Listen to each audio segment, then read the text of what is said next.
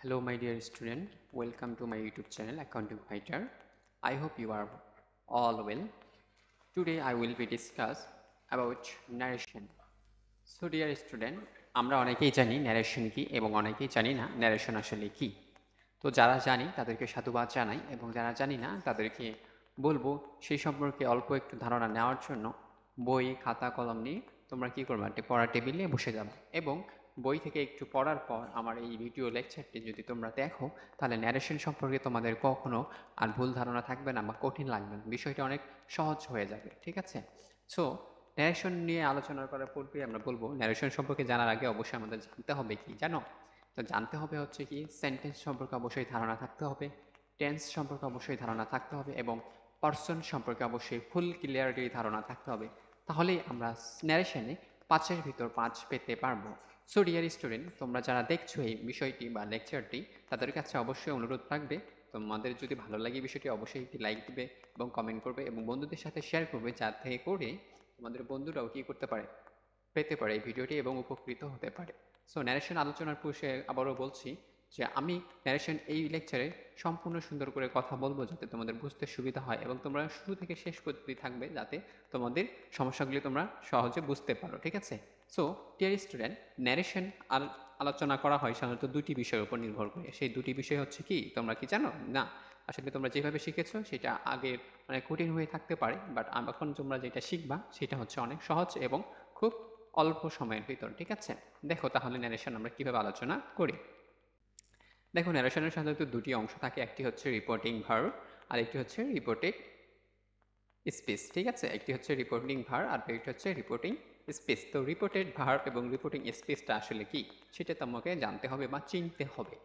মূল কথাই, তোমাকে এই দুটো যদি চিনতে পারো তাহলে ন্যারেশন সম্পর্কে তুমি 50% কমপ্লিট হয়ে গেছো, আর 50% তোমাকে জানতে হবে, সেগুলো আমি পরবর্তীতে বলবো।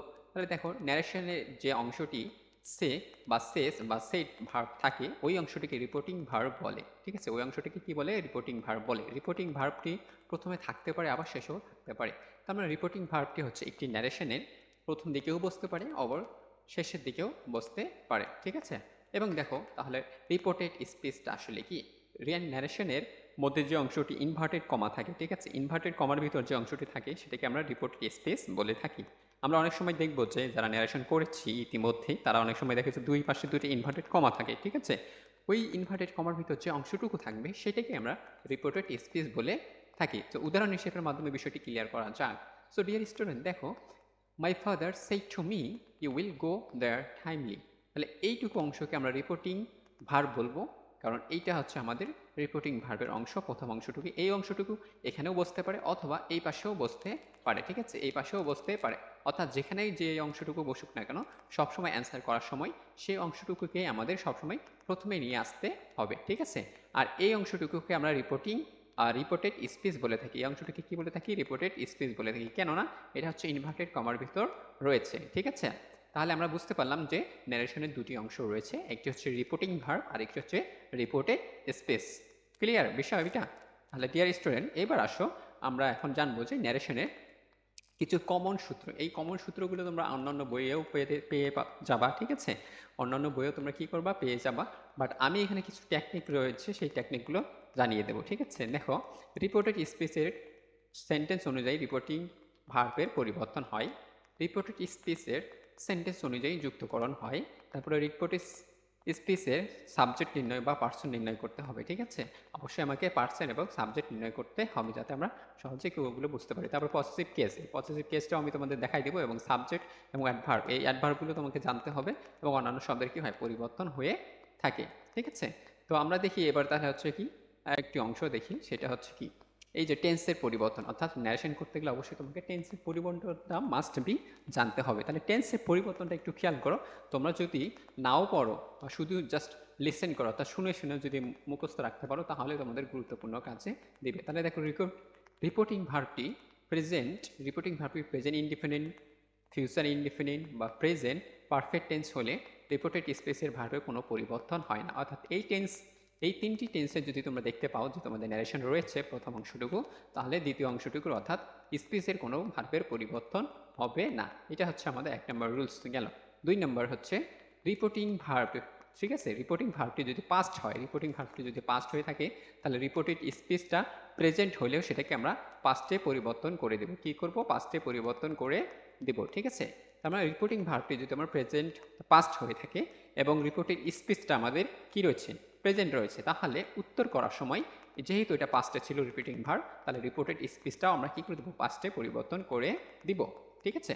এবার দেখো 3 নম্বর রুলস বলছে রিপোর্টিং ভার্বটি যদি পাস্ট হয়, ঠিক আছে, এবং রিপোর্টেড স্পিচটা যদিও পাস্ট থাকে, তার মানে কি রিপোর্টিং ভার্বটিও পাস্ট এবং রিপোর্টেড স্পিচটাও পাস্টে রয়েছে, তাহলে অ্যান্সার করার সময় তোমাকে রিপোর্টেড স্পিচটা কি করতে হবে? পাস্ট পারফেক্ট টেন্সে রূপান্তর করে দিতে হবে। পাস্ট পারফেক্ট টেন্সে কি করে দেব? পরিবর্তন করে দিব, তাহলেই আমাদের টেন্সের কাজ শেষ। বিষয়টা কি ক্লিয়ার? আশা করি এই বিষয়টি তোমাদের ক্লিয়ার হয়েছে, ঠিক আছে। এইবার আসো দেখি, তার আগে আরেকটি বিষয়টা দেখি, না এই বিষয়টাই আগে ক্লিয়ার করি, যে দেখো পার্সন পরিবর্তন করার সময় এই বিষয়টা অনেকেই জানে না বা অনেকেই খুঁজিয়ে পায় না অন্যান্য বই, কারণ এই বইয়ে সহজে এই বিষয়টি দেওয়া থাকে না। তো এটাই হচ্ছে হিডেন ট্রিক্স, যারা তোমরা জানো না তোমরা এই বিষয়টা একটু খেয়াল করবো, এটা মনোযোগ সহকারে দেখো। রিপোর্টেড স্পিচে, ঠিক আছে, reported speech I, my, you, sorry, I, me, my, we, us, our পরিবর্তন হবে সাবজেক্ট অনুযায়ী। কি হবে? পরিবর্তন হবে কি? সাবজেক্ট অনুযায়ী। এগুলো যদি থাকে তাহলে পরিবর্তন হবে কি অনুযায়ী? সাবজেক্ট অনুযায়ী। তারপরে ইউ অথবা ইওর, এগুলো পরিবর্তন হবে কি? অবজেক্ট অনুযায়ী। তাহলে কিভাবে পরিবর্তন হয় সেটা একটু ধারণা নাও। দেখো, রিপোর্টেড স্পিচের সাবজেক্টটি যদি ফার্স্ট পার্সন হয়, ফার্স্ট পার্সন কোনগুলো আমি বলছি? I, me, my, we, us, our. পরিবর্তন হবে কোন অনুযায়ী? রিপোর্টিং ভার্বের সাবজেক্ট অনুযায়ী, ঠিক আছে। তাহলে স্পিচে যদি ফার্স্ট পার্সন থাকে তাহলে যে ওটার সাবজেক্ট অনুযায়ী রিপোর্টিং ভার্বের সাবজেক্টটা কি হবে? পরিবর্তন হয়ে যাবে, ঠিক আছে। আর যদি রিপোর্টেড স্পিচের সাবজেক্টটি সেকেন্ড পার্সন হয়, সেকেন্ড পার্সন বলতে কোনগুলো?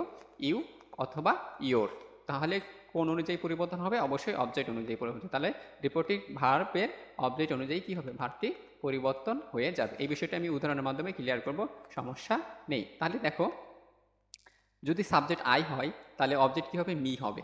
যদি মি থাকে তাহলে কি হবে? আই হবে। যদি উই হয় তাহলে অবজেক্ট কি হবে? আস হবে। তাহলে আস থাকলে উই, হি থাকলে হিম, হিম থাকলে হি, শি থাকলে হার, হার থাকলে শি। তার মানে কি এইভাবে এগুলো কি হবে? পরিবর্তন হবে। কিন্তু থার্ড পার্সন যদি থাকে তাহলে কোনো পরিবর্তন হবে না। যদি তারপরে মি থাকে, মিকে মাই করে দিতে পারবে, মাই থাকলে মাইকে, এইভাবে পসেসিভগুলোও কি আমাদের পরিবর্তন করে দিতে হবে। আরেকটা টেন্সের পরিবর্তন আছে, সেগুলো দেখো। এগুলো জাস্ট বেসিক আলোচনা, ধীরে ধীরে আমরা একটু অ্যাডভান্সে যাওয়ার চেষ্টা করব, ঠিক আছে। তারপরে দেখো, টেন্সে যদি আমার অ্যাম, ইজ, আর থাকে তাহলে পাস্ট করার সময় সেটাকে আমার পরিবর্তন হয় কি হবে? ওয়াজ, ওয়ের হয়ে যাবে। সেটা কি হয়ে যাবে? ওয়াজ, ওয়ের হয়ে যাবে। তারপরে দেখো, ওয়াজ, ওয়ের যদি থাকে তাহলে হ্যাড বিন হয়ে যাবে, ঠিক আছে। সেটা কি হয়ে যাবে? হ্যাড বিন হয়ে যাবে। একটু দাঁড়াও, আমার একটু ফোন। ওকে ডিয়ার স্টুডেন্ট, তাহলে আমরা এখানে দেখতে পাচ্ছি যদি হ্যাভ হ্যাজ থাকে তাহলে আমাকে পাস্টে পরিবর্তন করার সময় হ্যাড করতে হবে। যদি প্রেজেন্টে গো হয় তাহলে পাস্টে ওয়েন্ট হয়ে যাবে। যদি পাস্টে গো হয় তাহলে সেটাকে পারফেক্ট করতে হবে। যদি পাস্টে ওয়েন্ট হয় সেটাকে পাসপেট হ্যাড বসে পিপি করে দিতে হবে, অর্থাৎ পাস্ট পার্টিসিপল করে দিতে হবে। ডিড হইলে হ্যাভ, কারণ এটা পাস্ট রয়েছে, পাস্ট থাকলে আমরা জানি পাস্ট পারফেক্ট করতে হয়। শ্যাল উইল থাকলে উড করতে হবে পাস্টে, আর ক্যান থাকলে পাস্টে কুড করতে হবে, মে থাকলে মাইট করতে হবে, মাস্ট থাকলে হ্যাড বিন, হ্যাড টু করে দিতে হবে, ঠিক আছে। এইটা আমাদের সেন্টেন্স চেঞ্জ। এবার আসি একটা, কারণ যেহেতু আমরা জানি ন্যারেশন করেছি কিন্তু এইভাবে একসাথে করিনি, সেইভাবে আমরা জানবো যে একসাথে কিভাবে হয়। দেখো, সেন্টেন্সটা যদি আমরা জানি, সেন্টেন্স কত ধরনের? 5 ধরনের রয়েছে। Assertive sentence, interrogative sentence, imperative, optative, ও আরেকটি নাই, সেটা হচ্ছে এক্সক্লামেটরি সেন্টেন্স। তো রিপোর্টিং ভার্বটি আসলে কোন সেন্টেন্সে কী কী রিপোর্টিং ভার্ব থাকে সেগুলো আমি একসাথে লিখেছি, এবং ইনভার্টেড কমার পরিবর্তে কী কী উঠেছে, কী কী পরিবর্তন করে লিখতে হবে সেটা আমরা এখানে কি করেছি? লিখেছি, ঠিক আছে, যাতে তোমাদের একবারে সুবিধা হয়। এই ছকটা অনেকেই লিখে নেবে, তোমরা খাতায় নোট ডাউন করে নেবে, তাতে তোমাদের কি হয়? সুবিধা হয়ে যায়, ঠিক আছে। এই অংশটা তোমরা কি করে? খাতায় লিখে নাও এখনই, ঠিক আছে। তাহলে দেখো, অ্যাসার্টিভ সেন্টেন্সে রিপোর্টিং ভার্ব হিসেবে থাকবে হচ্ছে সেই টু অথবা টোল। কি থাকবে? রিপোর্টিং ভার্ব হিসেবে থাকবে সেই টু অথবা টোল। আর ইনভার্টেড কমার পরিবর্তে কি হবে? দ্যাট হবে। কি হবে? দ্যাট হবে। তারপর হচ্ছে কি ইন্ট্রোগেটিভ সেন্টেন্সে সেই টু বা টোল এর পরিবর্তে থাকবে কি? আক্স, ঠিক আছে। তাহলে এবং ইনভার্টেড কমার পরিবর্তে উঠেছে কি হবে? ইফ হবে। ইনভার্টেড কমার পরিবর্তে উঠেছে কি হবে? ইফ, যদি সেটা ইয়েস অথবা নো কোশ্চেন হয়, ঠিক আছে। কিন্তু ডাব্লিউএস হলে সেটা ডাব্লিউএস কোশ্চেনেই হবে, ঠিক আছে। তাহলে দেখো, ইন্টারোগেটিভ সেন্টেন্সে যদি রিপোর্টিং ভার্ব সেড বা টোল্ডের পরিবর্তে কি হবে আস্কড, অর্থাৎ এগুলো অ্যান্সার করার সময় টোল্ড অথবা সেইডের পরিবর্তে হবে কি আস্কড, এবং ইনভার্টেড কমার পরিবর্তে অর্থাৎ আগে আমরা দ্যাট বসাইছিলাম সেই দ্যাটের পরিবর্তে হবে সেটা হচ্ছে কি ইফ হয়ে যাবে, সেটা যদি ইয়েস অথবা নো কোশ্চেন হয়। আর যদি ডাব্লিউএস কোশ্চেন থাকে, প্রশ্নেই যদি ডাব্লিউএস কোশ্চেন থাকে, তাহলে সেটার কোনো পরিবর্তন হবে না, হুবহুব ডাব্লিউ কোশ্চেনটা যেমন ছিল তেমনই রেখে দেবো, সেখানে আর ইফ কিন্তু ইউজ করা যাবে না, ঠিক আছে। তারপরে দেখা হচ্ছে ইম্পারেটিভ সেন্টেন্স। ইম্পারেটিভ সেন্টেন্সে আচ্ছা অ্যান্সার করার সময় যদি আদেশ বোঝাই তাহলে আমরা অর্ডার করব, যদি উপদেশ বোঝাই তাহলে অ্যাডভাইস, উপদেশ বুঝাইলে তাহলে আমরা অ্যাডভাইস দিব, অনুরোধ বুঝাইলে রিকোয়েস্ট করব, কিছু না বুঝাইলে টোল্ড দিয়ে করে দেবো, ঠিক আছে। কিছু না বুঝাইলে বলতে এখন এমন কিছু বোঝাচ্ছে যেটা আমি বুঝতে পারছি না, কনফিউজড হয়ে রয়েছি, সো কনফিউজ থাকলে সেটা আমরা টোল দিয়ে করে দেবো। তাহলে টু এর অর্থাৎ ইনভার্টেড কমার পরিবর্তে কি হবে, তাহলে ইনভার্টেড কমার পরিবর্তে হবে কি টু, ঠিক আছে, সেটা টু হবে, আর নট টু নেগেটিভ হলে, ঠিক আছে। আর ইম্পারেটিভ সেন্টেন্স আরেকটা আছে, যদি সেটা লেট দিয়ে শুরু হয়, কি দিয়ে, লেট দিয়ে শুরু হয়, তাহলে লেট দিয়ে যখনই শুরু হবে তখন আমরা কি ইনভার্টেড কমার পরিবর্তে টু আর বসাইতে পারবো না, তখন বসাবো হচ্ছে কি দ্যাট, ঠিক আছে। তখন আমরা কি বসাবো, দ্যাট বসাবো। বিষয়টা কি ক্লিয়ার? তারপরে দেখো অপটেটিভ সেন্টেন্স। অপটেটিভ সেন্টেন্স যদি হয় তখন অ্যান্সার করার সময় আমরা প্রে বসাবো যদি প্রার্থনা বোঝায়, আর ইচ্ছা যদি বোঝায় সেটা আমরা উইস্ট বসাবো। আর ইনভার্টেড কমার পরিবর্তে কি ইউজ করব, দ্যাট ইউজ করে দিব। বিষয়টি কি ক্লিয়ার? আশা করি বিষয়টি ক্লিয়ার। এইবার আসো আমরা ন্যারেশন চেঞ্জ করব। তো ন্যারেশন চেঞ্জ করার জন্য আমাদের অবশ্যই জানতে হবে পাঁচটি সেন্টেন্স, এবং পাঁচটি সেন্টেন্সের জন্য পাঁচটি রুলস রয়েছে। জাস্ট এই রুলসগুলো আমরা কিছু অংশ পরিবর্তন হবে, কিছু অংশ হুবহু একই রকম থেকে যাবে, আর কিছু অংশ কোনো পরিবর্তন হবে না, ঠিক আছে। তাহলে আমরা আসবো এবার ন্যারেশনের অ্যাসার্টিভ সেন্টেন্স। তাহলে অ্যাসার্টিভ সেন্টেন্সের পরিবর্তনটা কেমন হয় সেটা একটু দেখে নিই। তাহলে দেখো প্রশ্নে যদি সে থাকে, প্রশ্নে যদি আমাদের সে থাকে, অ্যান্সার করার সময় আমরা সে অথবা টেল করতে পারি, ঠিক আছে। অর্থাৎ রিপোর্টিং ভার্ব, অর্থাৎ রিপোর্টিং ভার্বে যদি আমাদের সে থাকে তাহলে রিপোর্টিং ভার্বে অ্যান্সার করার সময় আমরা সে অথবা টেল লিখতে পারি। যদি সেইস থাকে তাহলে এটার পরিবর্তে আমরা সেইস অথবা টেলস করতে পারি, সেইস অথবা টেলস, ঠিক আছে। আর যদি সেইট থাকে রিপোর্টিং ভার্বে কোশ্চেনে, তাহলে অ্যান্সার করার সময় আমরা সেইট অথবা টোল দিতে পারি, ঠিক আছে। তারপরে দেখো সেইট টু, এটা সেইট টু দেওয়া আছে, এই টু এর পরিবর্তে আমরা সেইট, এটা একসাথে কি করতে পারি, এটা আমরা দিতে পারি। তারপরে ইনভার্টেড কমার পরিবর্তে আমি বলেছি ইনভার্টেড কমার পরিবর্তে কি হবে, দ্যাট হবে, ইনভার্টেড কমার পরিবর্তে দ্যাট হবে। তারপর রিপোর্টেড স্পেসের সাবজেক্ট পরিবর্তন করতে হবে, তারপরে আমাদের অবশ্যই সাবজেক্টটা নির্ণয় করতে হবে, পার্সন নির্ণয় করতে হবে। তারপর ভার্বের পরিবর্তন হবে, যদি অ্যাডভার্ব থাকে সেটার অ্যাডভার্বের পরিবর্তন হবে, কেস থাকলে কেসেরও পরিবর্তন করে দিব। এখানে আরেকটা নোট আছে যে সেটের পর অবজেক্ট না থাকলে সেটকে সেট রাখাই উত্তম, ঠিক আছে। এটা হচ্ছে আমরা এক্সাম্পলটা দেখলেই বুঝতে পারবো। তো ডিয়ার স্টুডেন্ট, আসো আমরা একটু এক্সাম্পল দেখি। দেখো, Emon said to Suman, Emon said to Suman, you are a good student, you are a good student. তাহলে আমাকে এখনই যখন প্রশ্নটা দেখতে পাচ্ছি তখন আমাকে অবশ্যই খেয়াল করতে হবে যে আসলে আমার প্রশ্নের দুটি অংশ রয়েছে, একটি হচ্ছে রিপোর্টিং ভার্ব আর একটি হচ্ছে কি রিপোর্টেড স্পিচ। ক্লিয়ার বিষয়টা? রিপোর্টিং ভার্ব এইটা প্রথম অংশটা, আর রিপোর্টেড স্পিচ দ্বিতীয় অংশটা। এমন কথা হচ্ছে আমি যখন চেঞ্জ করব তখন আমাকে খেয়াল করতে হবে যে ভার্ব কি সেন্টেন্সটি কোন টেন্সে রয়েছে। দেখো এটা আমাদের প্রেজেন্ট টেন্সে রয়েছে, কি রয়েছে, প্রেজেন্ট টেন্সে রয়েছে। সো প্রেজেন্ট টেন্সে থাকলে আমরা প্রেজেন্ট টেন্সেই করে দেবো, এটার কোনো পরিবর্তন হবে না। প্রেজেন্ট থাকলে প্রেজেন্ট, যদি পাস্ট থাকতো সেটাকে আমরা পাস্ট করে দিতাম, যেহেতু এটা প্রেজেন্ট রয়েছে। তাহলে দেখো ইমনকে এর জায়গায় রেখেছি সেইস, তাহলে আমরা সেইস এখানে দিতে পারি অথবা টেলও দিতে পারি, ঠিক আছে। টেলস করতে পারি অথবা সেইস করতে পারি, যেটা আমরা বলছি রিপোর্টিং ভার্ব, এটা যেহেতু রিপোর্টিং ভার্ব, ঠিক আছে, তাহলে আমরা ওটা করতে পারতাম। তাহলে দেখো আমরা সেইস টু রেখেছি, কি দেওয়া আছে, সুমন, ঠিক আছে। ক্লিয়ার? ইনভার্টেড কমা, এই যে ইনভার্টেড কমাটা রয়েছে এটার পরিবর্তে আমরা কি করেছি, অ্যাসার্টিভ সেন্টেন্স হলে দ্যাট হয়। তাহলে ইনভার্টেড কমা অ্যাসার্টিভ সেন্টেন্স হলে দ্যাট হয়। তারপরে দেখো এখন একটু খেয়াল করো, বোঝার চেষ্টা করো। তারপরে এখন আমাদের আসতে হবে এই রিপোর্টেড স্পিচের ক্ষেত্রে। রিপোর্টেড স্পিচের ক্ষেত্রে এসে দেখি আমাদের সাবজেক্টটা কি রয়েছে। সাবজেক্টটা রয়েছে হচ্ছে ইউটা হচ্ছে কি সেকেন্ড পার্সন। তাহলে বলছে কি ইউ যদি সেকেন্ড পার্সন হয় তাহলে রিপোর্টেড স্পিচের যদি সাবজেক্ট সেকেন্ড পার্সন হয় তাহলে কাকে অনুসরণ করে, অবজেক্টকে অনুসরণ করে। কাকে অনুসরণ করে, অবজেক্টকে অনুসরণ করে। সাবজেক্ট যদি ফার্স্ট পার্সন হতো তাকে কাকে অনুসরণ করতো, কি সাবজেক্টকে, অর্থাৎ সাবজেক্টকে অনুসরণ করতো। বিষয়টা ক্লিয়ার? তাহলে আরেকবার বোঝাচ্ছি, দেখো রিপোর্টেড স্পিচের সাবজেক্ট যদি সেকেন্ড পার্সন হয় তাহলে অবজেক্টকে অনুসরণ করে, আর যদি সেটা ফার্স্ট পার্সন হতো তাহলে সাবজেক্টকে অনুসরণ করতো। যেহেতু এটা হচ্ছে কি, যেহেতু এটা হচ্ছে আমার সেকেন্ড পার্সন, যেহেতু এটা আমার সেকেন্ড পার্সন, ঠিক আছে, সেহেতু কাকে অনুসরণ করছে, অবজেক্টকে অনুসরণ করছে। অবজেক্টকে অনুসরণ করে কি হয়েছে, হি হয়ে গেছে। কি হয়েছে, হি হয়েছে। এই কিভাবে হি হইলো, কিভাবে হচ্ছে সেটা আমি দেখার জন্য তোমাদের উপরেই চারটা দেখেছি, তোমরা আবার ওই চারটা একটু ফলো করে দেখে নিবা, ঠিক আছে।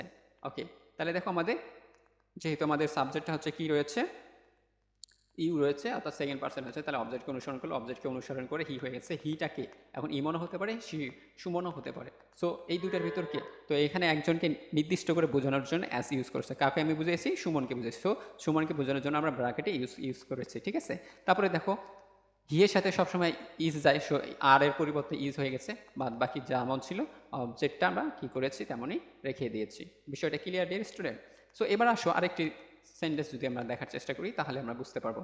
Jolly will say I have been seen the picture, ঠিক আছে। Jolly will say I have been seen the picture, ঠিক আছে। I have seen the picture, তাহলে জলি উইল সে, তাহলে উইল সে রয়েছে, এটা হচ্ছে ফিউচার টেন্সে রয়েছে। তো ফিউচার টেন্সে থাকলে কোনো পরিবর্তন হয় না, সেটা আমরা জেনেছি। তাহলে ফিউচার টেন্সে আমরা রেখে দিলাম, কোনো পরিবর্তন করলাম না, ঠিক আছে। তারপরে ইনভার্টেড কমার পরিবর্তে আমরা কি ইউজ করেছি? দ্যাট ইউজ করেছি। ইনভার্টেড পরিবর্তে দ্যাট ইউজ করেছি। এবার দেখো, এবার খেয়াল করো আবার রিপোর্টেড স্পিচের সাবজেক্টটা কি রয়েছে? First person. তাহলে ফার্স্ট পার্সন যদি থাকে তাহলে কাকে অনুসরণ করে? অবশ্যই সাবজেক্টকে অনুসরণ করে। তাহলে সাবজেক্টকে জলি, তাহলে জলি হচ্ছে কি সি, তাহলে সি করে দিলাম, ঠিক আছে। এই যে সি করলাম। তারপরে দেখো এখানে রয়েছে কি প্রেজেন্ট পারফেক্ট টেন্স রয়েছে, তাহলে প্রেজেন্ট পারফেক্ট টেন্সে থাকলে পাস্ট পারফেক্ট টেন্সে করে দিতে হবে। প্রেজেন্ট পারফেক্ট থাকলে পাস্ট পারফেক্ট টেন্সে করে দিতে হবে। তাহলে এখানে আমরা পাস্ট পারফেক্ট করি, তাহলে সি এর সাথে হচ্ছে কি হ্যাজ করতে হয়। সি এর সাথে কি করতে হয়? হ্যাজ করতে হয়। তারপরে সিন দেওয়া আছে প্লাস দ্য পিকচার দেওয়া রয়েছে। আশা করি এই অংশটুকু তোমরা বুঝতে পারছো। এবার আসছো ইন্ট্রোগেটিভ সেন্টেন্সের ন্যারেশন কিভাবে করতে হয়। ইন্ট্রোগেটিভ সেন্টেন্সের ন্যারেশন কিভাবে করতে হয়? ইন্ট্রোগেটিভ ন্যারেশন করার সময়ও তোমাদের সেম বিষয়গুলোই মনে রাখতে হবে, কিন্তু এখানে কিছু পার্থক্য রয়েছে। যদি প্রশ্নে আমাদের কি থাকে সেইট অথবা সেইট টু থাকে, যদি প্রশ্নে সেইট বা সেইট টু থাকে তাহলে অ্যান্সার করার সময় আক্সড করতে হবে। আক্স করতে হবে, কি করতে হবে? আক্স করতে হবে, ঠিক আছে। এখন কথা হচ্ছে যদি প্রশ্নটা ইয়েস নো হয় তাহলে আমরা ইফ নিয়ে আসতে পারবো ইনভার্টেড কমার পরিবর্তে। যদি প্রশ্নটা ইয়েস নো অ্যান্সারের হয় তাহলে ইনভার্টেড কমার পরিবর্তে আমরা ইফ ইউজ করব। আর যদি প্রশ্নটা ডাব্লিউএইচ কোশ্চেনের হয়ে থাকে তাহলে ইনভার্টেড কমার পরিবর্তে ডাব্লিউএইচ ইউজ করব, ঠিক আছে। তারপরে ওই তো আগের নিয়মই সাবজেক্টের পরিবর্তন করতে হবে, ভার্বের পরিবর্তন করতে হবে, যদি কেস অথবা অ্যাডভার্ব থাকে সেটার কি করতে হবে? পরিবর্তন করতে হবে। প্রশ্নের যে প্রদত্ত চিহ্নটি সেটা কি হয়ে যাবে? বাদ হয়ে যাবে। বিষয়টা কি ক্লিয়ার? অবশ্যই ক্লিয়ার। যদি না ক্লিয়ার হয় তোমরা একটু ধীরে আবার ব্যাক স্পেসে চাপ করো, আবার সেটা কি যেতে পারবে। অনেকে আমাকে বলেছে স্যার আমরা অনেক সময় লেখাগুলো একটু ছোট হয়ে যায়। সো আমি বলবো যে তোমরা হচ্ছে কি যখন মোবাইলে দেখবা তখন হচ্ছে কি এটা জুম করে দেখবা, জুম করে দেখলে সুন্দর করে লেখাটা আসবে, ঠিক আছে। আর যদি মনে করো আফসা আফসা দেখা যায় তখন কি করবা? আচ্ছা তোমাদের সেটিংয়ে গিয়ে ওইটার হচ্ছে রেজুলেশন আছে, রেজুলেশনটা বাড়াই দিবেন, যে 720 বা 1080 করলে এটা একদম সুন্দর ক্লিয়ার দেখা যাবে, ঠিক আছে। ওটা অনেক সময় নেটওয়ার্কের কারণে হয়ে থাকে, ঠিক আছে। এবার দেখো তাহলে আমরা প্রশ্নটা দেখি। আশিক সেই টু আকাশ, আশিক সেই টু আকাশ, আশিক আকাশকে বলল do I send you a message, বলছে do I send you a message, বলছে আমি তাকে কি একটি মেসেজ করতে পারি কিনা।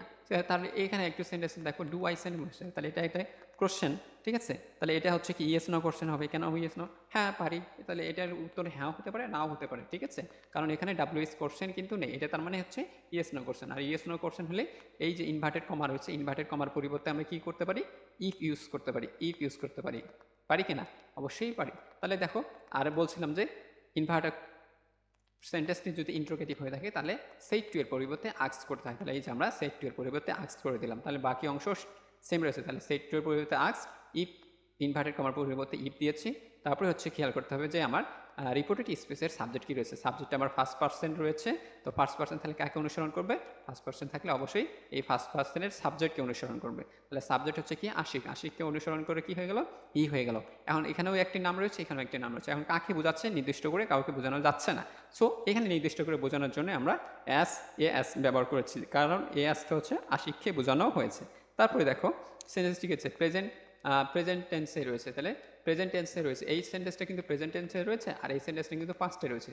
তো যেহেতু এটা পাস্টে রয়েছে আর এটা প্রেজেন্টে রয়েছে, তাহলে যেহেতু এটা পাস্টে রয়েছে, ঠিক আছে, তাহলে এটাকেও আমাদের কি করতে হবে? পাস্টে পরিবর্তন করে দিতে হবে। তাহলে এই যে স্যানকে স্যান করে দিলাম, কি পরিবর্তন করলাম? স্যানকে স্যান করে দিলাম। তারপরে হিম প্লাস বাকি অংশ দিয়ে আমরা সম্পূর্ণ করে দিয়েছি। বিষয়টি ক্লিয়ার? না হলে একটু আরেকটু দেখো, যেহেতু এটা আমার পাস্ট সেন্টেন্সে রয়েছে তার এটা প্রেজেন্ট সেন্টেন্সে রয়েছে, ঠিক আছে। এটা আমার পাস্ট, এটা প্রেজেন্টে রয়েছে। তো আমি কি বলছি, যদি এটা পাস্ট থাকে আর এটা প্রেজেন্ট থাকে তাহলে এটাকে, যদি এটা পাস্ট থাকে আর এটা প্রেজেন্ট থাকে প্রশ্নে, তাহলে অ্যান্সার করার সময় দুটাইকে কি করতে হবে? পাস্টে পরিবর্তন করে দিতে হবে।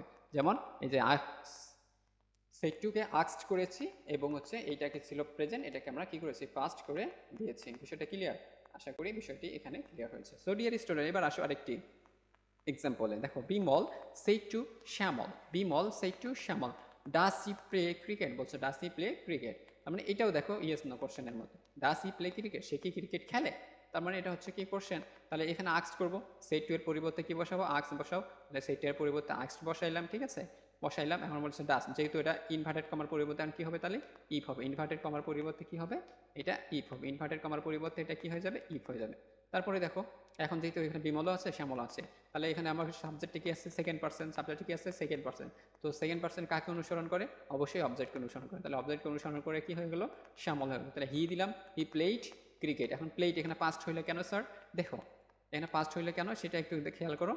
আমাদের প্রথম অংশটুকু রয়েছে পাস্ট সেন্টেন্সে, আর দ্বিতীয় অংশটুকু রয়েছে হচ্ছে প্রেজেন্ট সেন্টেন্সে। তো কি বলেছি? যদি একটি অংশ পাস্টে থাকে আর একটি অংশ প্রেজেন্টে থাকে, তাহলে দুটোই অংশকেই পাস্টে পরিবর্তন করে দিতে হবে। এই অংশটাকে আমরা কি করেছি?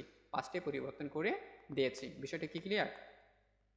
আই হোপ বিষয়টি ক্লিয়ার হয়েছে। এবার আসো আরেকটি নিয়ম। দেখো, Sumaiya said to me, Sumaiya আমাকে বলল, when you will reach the station, বললো তুমি কখন স্টেশনে পৌঁছিয়ে যাবে। এখন দেখো, তাহলে আমাকে কি করতে? এটা হচ্ছে কি ডাব্লিউএস কোশ্চেন আছে, আমি কি বলছি? ডাব্লিউএস কোশ্চেন থাকলে ইনভার্টেড কমার পরিবর্তে ইফ হবে না, ডাব্লিউএস কোশ্চেনই রেখে দিয়েছি। আর আগের মতোই বাকি অংশগুলো রয়েছে। এটা পাস্টে রয়েছে, এটাও পাস্টে করে দিলাম। সেড টু এর পরিবর্তে আস্কড করে দিয়েছি। এটা যেহেতু উইল ইউ রিচ ফিউচার টেন্সে রয়েছে, তাহলে ফিউচার টেন্সে থাকলে কোনো পরিবর্তন হয় না, শুধু ভার্বের পরিবর্তন হয়। সেটা হচ্ছে কি এই যে উড বা শুডে রিচ দ্য স্টেশন, এটা আমরা কি করে দিলাম? পরিবর্তন করে দিলাম। আই হোপ তোমরা এই বিষয়টি ক্লিয়ার হয়েছে। এবার আসলে ডিয়ার স্টুডেন্ট, ইম্পারেটিভ সেন্টেন্সে ন্যারেশন কিভাবে করতে হয়। তো আমরা জানি যে ইম্পারেটিভ সেন্টেন্সটা হচ্ছে কি আদেশ, উপদেশ, নির্দেশ দ্বারা কিছু বোঝায়, তাহলে সেটাকে আমরা ইম্পারেটিভ সেন্টেন্স বলে থাকি। সো তাহলে এখানে সেটের পরিবর্তে অবশ্যই যদি প্রশ্ন আমাদের সেট থাকে, তাহলে ইম্পারেটিভ সেন্টেন্সের সময় কি করব? আদেশ বুঝালে আমরা অর্ডার করব, উপদেশ বুঝালে অ্যাডভাইস দিব, অনুরোধ বুঝালে রিকোয়েস্ট করব, এবং নিষেধ বুঝালে ফরওয়ার্ড করে দিব। ঠিক আছে, সেটের পরিবর্তে এগুলো হবে অ্যান্সার করার সময়। ঠিক আছে, প্রশ্ন আমাদের সেট থাকবে, অ্যান্সার করার সময় সবসময় এগুলো করতে হবে। যদি আদেশ বুঝালে অর্ডার, উপদেশ বুঝালে অ্যাডভাইস, অনুরোধ বুঝালে রিকোয়েস্ট, আর নিষেধ বুঝালে ফরওয়ার্ড। ঠিক আছে, তারপরে ইনভার্টেড কমার পরিবর্তে আমরা টু ইউজ করবো। ইনভার্টেড কমার পরিবর্তে কি করবো? টু ইউজ করবো। মনে রাখবা, ইম্পারেটিভ সেন্টেন্সের ক্ষেত্রে ইনভার্টেড কমার পরিবর্তে টু ইউজ করা হয়, এবং ভার্বের প্রেজেন্ট ফর্ম হয়, এবং ভার্বের কি হয়? Present form. আর বাকি অংশ কেস এবং ভার্বের পরিবর্তন তো করতে হবে যদি থাকে সেগুলো। ঠিক আছে, ওকে, তাহলে আমরা একটা এক্সাম্পল দেখে নিই। The teacher said to me the sorry the teacher said to the student, ঠিক আছে, স্টুডেন্ট ডু দ্য ওয়ার্ক। তাহলে দেখো, টিচার ছাত্রদের বললো কাজটি করো, তো এই কাজটি করো, তাহলে এটা কেমন একটা বাক্য শোনাচ্ছে? অবশ্যই এটা কি একটা আদেশমূলক বাক্য শোনাচ্ছে। অবশ্যই কাজটি কেমন? আদেশমূলক বাক্য শোনাচ্ছে। সো যেহেতু এই বাক্যটাকে আমাকে খেয়াল করতে হবে, বাক্যটি কেমন? আদেশমূলক। সো আদেশমূলক যদি বোঝাই, তাহলে এই সেড টু এর পরিবর্তে আমরা কি বসাবো? অর্ডার বসাবো। তাহলে এই যে সেড টু এর পরিবর্তে আমরা অর্ডার বসিয়ে দিয়েছি। ঠিক আছে, তাহলে the teacher order the student, teacher ছাত্রছাত্রীদের অর্ডার দিল বা আদেশ করলো do the work, do the work. তাহলে এই যে ইনভার্টেড কমা রয়েছে, ইনভার্টেড কমার পরিবর্তে কি হয়?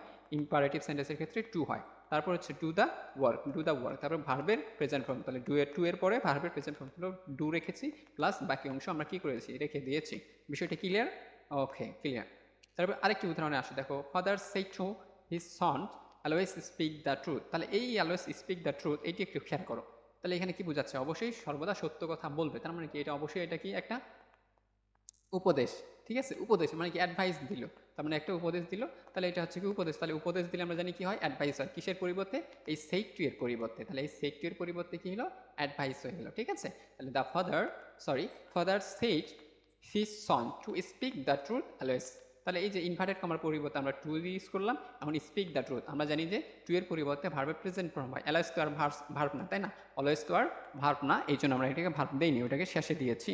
তাহলে এটা হচ্ছে অ্যাডভার্ব। তাহলে স্পিক দ্য ট্রুথ অলওয়েজলি। ঠিক আছে, বিষয়টি ক্লিয়ার? আই হোপ বিষয়টি ক্লিয়ার হয়েছে। এবার দেখো, ইম্পারেটিভ সেন্টেন্স কিন্তু সেটা লেট দ্বারা যুক্ত রয়েছে। তাহলে লেট দ্বারা যুক্ত থাকলে এখানে একটু শুধু পরিবর্তন হয়, সেটা হচ্ছে কি সেটা হচ্ছে আমরা আগে ইনভার্টেড কমার পরিবর্তে টু বসাইতাম, কিন্তু এখন আমরা টু বসাইতে পারবো না, সেটা শুধু দ্যাট যুক্ত হবে। কি হবে? দ্যাট যুক্ত হয়ে যাবে, আর বাকি অংশটুকু তেমনই রেখে দিলে কোনো পরিবর্তন করতে হবে না। এবং সাবজেক্টের নির্ণয় করার পর শুড ব্যবহার করতে হবে, এবং সাবজেক্ট যদি হয় সাবজেক্ট তো অবশ্যই দিব, তারপরে একটা শুড দিব, এবং শুডের পরে ভার্বের প্রেজেন্ট ফর্ম বসাই দিব। বিষয়টা ক্লিয়ার তো নাকি? তাহলে উদাহরণ দেখো, সুদীপ তো সেড টু মি, সুদীপ আমাকে বলছে, let's us go the Mox, বলছে চলো আমরা একটা মসজিদে যাই। তাহলে এটা একটা কি, এটা একটা প্রস্তাব দিল। তাহলে আমি কি লেট দ্বারা আমাদের একটা প্রস্তাব বোঝাতে, লেট দ্বারা আমাদের কি করা হচ্ছে একটা প্রস্তাব। তাহলে সেই টু এর পরিবর্তে আমরা কি বসাবো, প্রপোজ টু বসাবো। প্রস্তাব যেহেতু তাহলে প্রপোজ টু বসাবো, ঠিক আছে, প্রপোজ টু বসাবো, ঠিক আছে। তারপরে দেখো মি আছে, মি দিলাম। এখন ইনভার্টেড কমার পরিবর্তে বলেছিলাম কি দ্যাট হয়, তাহলে এই যে দ্যাট ইউজ করলাম এবং একটা সাবজেক্ট আসবে। এই সাবজেক্টটা এখন একটু খেয়াল করো, রিপোর্টেড স্পেসের আস রয়েছে, এটা হচ্ছে আমি কি ফার্স্ট পার্সন, তাহলে ফার্স্ট পার্সন থাকলে কি হয়, কাকে অনুসরণ করে, কাকে অনুসরণ করে, অবশ্যই সাবজেক্টকে অনুসরণ করে। তাহলে আজ থাকলে কি হচ্ছে, উই হয়ে যাচ্ছে, আজ থাকলে উই হচ্ছে। তো আজ থাকলে এটা কি আমাদের ফার্স্ট পার্সন না সেকেন্ড পার্সন, অবশ্যই এটা সেকেন্ড পার্সন। তাহলে সেকেন্ড পার্সন থাকলে আমরা কি মিকে অনুসরণ করে ইউ হয়ে যাচ্ছে। তারপরে আমি বলছিলাম সাবজেক্টের পরে একটা শুট দিতে হয়, কি দিতে হয়, একটা শুট, শুটের পরে ভার্বের প্রেজেন্ট ফর্ম, তাহলে আমরা গো রেখেছি এবং দ্য মক্স করে দিয়েছি। বিষয়টা ক্লিয়ার, তাই না? তাহলে এবার দেখো, তাহলে এইবার আসো যে অপারেটিভ সেন্টেন্সের ক্ষেত্রে। তাহলে অপারেটিভ সেন্টেন্স থাকলে ন্যারেশন করা, কি করে ন্যারেশন করতে হয় সেটা আমরা জানবো। আমরা জানি যে স্যাডের পরিবর্তে প্রে বা উইস্ট ব্যবহার করা হয়, স্যাডের পরিবর্তে প্রে বা উইস্ট ব্যবহার করা হয়। আর স্যাডের পর যদি টু থাকে তাহলে প্রে ফর আমরা ইউজ করতে পারি, প্রে ফর ইউজ করতে পারি। তারপরে অবজেক্টটি যেমন আছে তেমন। এবং ইনভার্টেড কমার পরিবর্তে কি করতে হয়, অপারেটিভ সেন্টেন্সের ক্ষেত্রে দ্যাট ইউজ করতে হয়। তারপরে অংশ যেমন আছে তেমন আমরা রেখে দেব। মাইট থাকলে বাদ যায় এবং মাইটের পরিবর্তে মাইট এবং প্লাস ভার্ব অন যুক্ত হয় এবং আগের মতোই কেস এবং অ্যাডভার্বের কি করতে হবে, পরিবর্তন করতে হবে। সো ডিয়ার স্টুডেন্ট, এবার আসো একটা এক্সাম্পল দেখে। Suman said to Sumana, may you shine in life. Suman সুমনাকে বললো তুমি জীবনে কি করো, উন্নতি করো। তার একটা ইচ্ছা বা সে তার জন্য কি করলো, প্রে করলো, অর্থাৎ প্রার্থনা করলো যে তুমি তার কি করো, জীবনে উন্নতি করো। যেহেতু প্রে করলো অর্থাৎ প্রার্থনা করলো, তাহলে সেই টু এর পরিবর্তে কি হবে, প্রে ফর, প্রে ফর। তারপরে সুমনা পর্যন্ত আমরা রেখে দিলাম বাকি অংশ। এবার দেখো may you shine in light, ঠিক আছে। ইনভার্টেড কমার পরিবর্তে দ্যাট ইউজ করতে হয়, দ্যাট ইউজ করলাম। তারপরে আমাকে অবশ্যই সাবজেক্ট আছে, তাহলে এখানে অবশ্যই কোন সাবজেক্ট, সেকেন্ড পার্সন। তাহলে সেকেন্ড পার্সন থাকলে কাকে অবজেক্টকে অনুসরণ করলে, অবজেক্ট হচ্ছে সুমনা। সো সুমনাকে আমরা সি করে দিলাম, এখানে সি দিয়ে আমরা ব্র্যাকেটে যেহেতু আমরা সি দেই না কিন্তু এখানে দিতে হবে সি করবে, ঠিক আছে।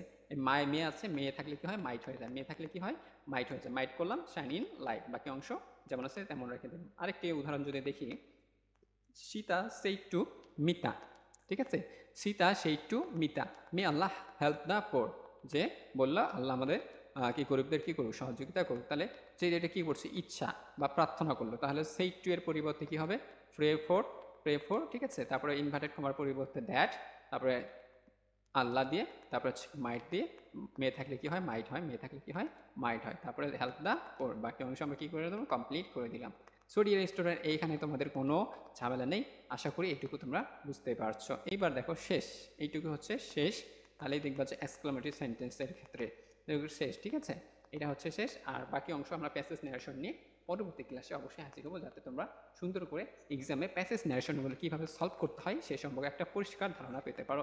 আর এই লেসনে আমি জাস্ট বেসিক রুলসগুলো যেগুলো রয়েছে ন্যারেশনে সেগুলোই আলোচনা করেছি। সো ডিয়ার স্টুডেন্ট, আমরা এখন দেখবো এক্সক্লেমেটরি সেন্টেন্সের ক্ষেত্রে। এক্সক্লেমেটরি সেন্টেন্সের ক্ষেত্রে হয় সেইডের পরিবর্তে যদি সেটা আনন্দদায়ক হয় সেটা হচ্ছে কি এক্সক্লেম উইথ জয় অথবা এনজয় করতে পারি। তারপরে যদি দুঃখ বোঝায় তাহলে এক্সক্লেম উইথ অথবা ইন স্ট্রো ইউজ করতে পারি। ইনভার্টেড কমার পরিবর্তে কি হবে, দ্যাট হবে। রিপোর্টেড স্পেসে সাবজেক্ট নির্ণয় করতে হবে, পার্সন থাকলে পার্সন করতে হবে এবং ভার্বের পরিবর্তন করবে। বাকি অংশ বলতে কেস এবং অ্যাডভার্ব যদি থাকে সেটারও পরিবর্তন করে দিতে হবে, ঠিক আছে। সো ডিয়ার স্টুডেন্ট, এখানে নোট আছে হোয়াট এবং হাউ ইনস্ট্রাকশন বাদ যায়, আর এক্সক্লেমেটরি সেন্টেন্সটি যদি অ্যাসার্টিভ হয়ে যায় শেষের দিকে বিস্ময় সূচক চিহ্ন বাদ যায়। আর হোয়াট এবং হাউ এর ক্ষেত্রে ভার্বে হিসেবে ভার্ব এবং গ্রেড কি হয়, যুক্ত হয়। তোমরা হয়তো বুঝতে পারো না, আমি উদাহরণ দিলে ক্লিয়ার হবে বিষয়টি। দেখো, Pritha said what a fine bird is, ঠিক আছে। পৃথা কি করছে, পৃথা সেইড বললো what a fine bird it is, বলছি ওয়াও কি সুন্দর একটা পাখি, সুন্দর চমৎকার। তো এটা চমৎকার পাখি, তো কি হিসেবে বললো, অবশ্যই কি হিসেবে বলছে, অবশ্যই এটা আনন্দের সাথে বলছে, তাই না। তাহলে আমরা জানি সেইডের পরিবর্তে যখন আনন্দের সাথে হবে তাহলে আমরা কি বলবো, exclaim with joy, exclaim with joy. এবং ইনভার্টেড কমার পরিবর্তে দ্যাট ইউজ করবো, দ্যাট ইউজ করেছি। এবং তারপরে তো অবশ্যই সাবজেক্ট থাকতে হয়, তাহলে সাবজেক্টে হচ্ছে ইট আছে, আর ইজ থাকলে আমরা কি বলবো, ওয়াজ করে দেবো, কারণ এটা তো আমাদের পাস্ট, তাই না। সেইড আছে তাহলে পাস্ট করে দাও, ওয়াজ করে দিলাম। এবং যেহেতু হোয়াট আছে, হোয়াটের পরিবর্তে কি হয়, ভেরি, ভেরি করে দিলাম, ঠিক আছে। হোয়াটের পরিবর্তে একটা কি হয়, গ্রেট হয়, এই যে গ্রেট অথবা ভেরি হয়, তাহলে ভেরি, ঠিক আছে, ভেরি হয়। হোয়াটের পরিবর্তে ভেরি অথবা গ্রেট হবে, তাহলে আমরা ভেরি দিলাম ফাইন বার্ড, ঠিক আছে। বিষয়টা ক্লিয়ার। আরেকটি উদাহরণ দেখি, শেষ উদাহরণ, যাতে সমস্যা না হয়। Ashiq said how talkative the girl is, বলছে মেয়েটি কত বাচ্চা লাগে, তাই না।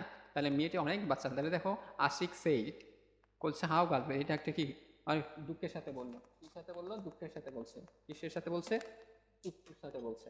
তাতে আমরা কি করতে পারছি, বুঝতে পারছি সে দুঃখের সাথে বলছে। So Ashiq exclaim with throw that the girl was very talkative. ঠিক আছে, তাহলে এখন কিভাবে হলো, সেইডের পরিবর্তে অবশ্যই থ্রো দিলাম, আমাদের দুঃখের সাথে বললো, ইনভার্টেড কমার পরিবর্তে দ্যাট। ঠিক আছে, ইনভার্টেড কমার পরিবর্তে দ্যাট ইউজ হয়েছে। তাহলে সাবজেক্ট লাগবে কি, দ্য গার্ল রয়েছে, যেহেতু এটা পাস্টে রয়েছে, পাস্টে থাকলে এটাকে কী করতে হবে, পাস্ট করতে হবে ভার্বটাকে, তাহলে পাস্ট করলাম কি, ওয়াচ হয়ে গেল। ঠিক আছে, ওয়াচ হয়ে গেল। এবং যেহেতু হাউ রয়েছে আবার ডাব্লিউএস থাকলেই হচ্ছে এটা হচ্ছে কি ভেরি হয়ে যায়, তাহলে ভেরি করলাম, প্লাস টকটেটিভ রেখে দিলাম। সো ডিয়ার স্টুডেন্ট, আশা করি তোমরা ন্যারেশন সম্পর্কে সম্পূর্ণ একটি ধারণা পেয়ে গেছো এবং সহজে তোমরা কি করতে পারবো, ন্যারেশন প্রবলেমগুলো সলভ করতে পারো। এবং আশা করি এটিতে তোমাদের আর কোনো সমস্যা হবে না। পরবর্তী অংশে আমি প্যাসেজ ন্যারেশন নিয়ে আলোচনা করব। তো ততদিন তোমরা ভালো থাকবা, সুস্থ থাকবা, বিষয়টি তোমাদের বন্ধুদের সাথে শেয়ার করো, কমেন্ট করো, লাইক করো, যাতে পরবর্তী ক্লাসগুলো তোমরা পেতে পারো। সো ডিয়ার স্টুডেন্ট, ভালো থাকো, সুস্থ থাকো, এই কামনায় আজকের মতো এখানে শেষ করছি। ধন্যবাদ সবাই।